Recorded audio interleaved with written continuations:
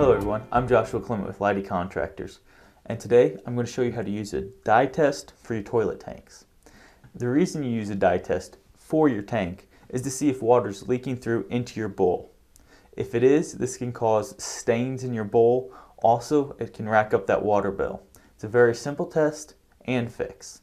You can get these packages. You can find this at any hardware store or home improvement store, and a lot of times they're free. So what you do is you simply open the package and put it into the back of the tank. You want to be careful when you're getting the top off the back of the tank because it's porcelain and it's fragile. After you have the tank top off, take your package and dump it in there and wait about 20 to 30 minutes.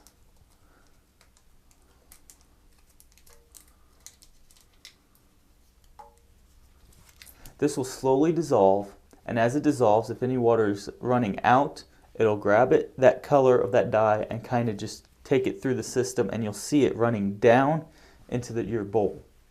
Now, if you can't find one of these packages, I have used food coloring before. Squirt some food coloring in there, and it'll actually, if your system is leaking, you'll see that color run out into your bowl.